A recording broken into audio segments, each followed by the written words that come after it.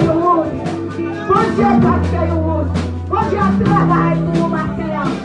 Continuez à mettre espoir. Continuez à mettre espoir. Continuez à persévérer. Continuez à lutter. Nous sommes soldats dessus. Continuez à lutter. Continuez à prier mon Dieu. Bon Dieu va faire des belles. Bon Dieu va faire des miracles. Bon Dieu va faire route pour nous. Il va faire nous. Alléluia. Merci Seigneur Jésus. Gloire à Dieu.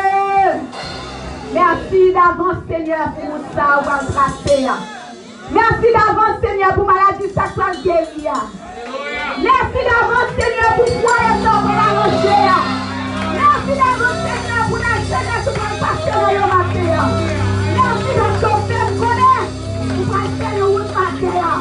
Nous bénissons, nous glorifions, nous honorons, nous voulons pas lâcher le mal, nous voulons pas quitter nous, nous voulons pas quitter nous tomber, nous voulons nous quitter, la quitter nous frapper, et on va nous. Alléluia! Alléluia! Alléluia! Gloire à Dieu! Gloire à Dieu! Merci Seigneur! Gloire à Dieu! Merci Seigneur! Merci Seigneur! Merci pour ton bras de fer! Merci pour ton bras de fer! Merci pour ton bras de fer! Merci pour ton bras de fer! Merci pour ton bras de fer, Seigneur! Merci Jésus! Merci mon Dieu pour ton travail bien-aimé! Il va te chanter ça pour te chanter matin. Il va te solliciter pour te chanter. Même sans nous pousser pour me chanter, mon Dieu va me faire une route. Et m'attendre, n'a pas patience, n'a pas attendre, bon Dieu va me faire une route. Que c'est dans le foyer où il va me faire une route.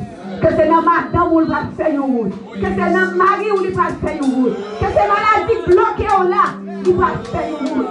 Bon Dieu va changer de pièce. Il y a toute qualité de membre. Il y a toute qualité de pièce là. C'est problème cœur. Ça va rien pour l'éternel parfait. Ça trop petit pour route, ça pour mon Dieu pas tracer pour vous. Ça trop petit pour mon Dieu pas faire.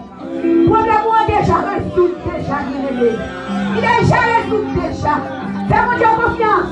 Continuez à prier avec la foi. Nous valons la victoire. Amen. Mon Dieu béni, nous croyons ça. Nous chantons, nous remettons aussi bien. Jésus, moi remettons. Alléluia. Gloire à Dieu. N'attendons pas de tracer pour nous, Seigneur.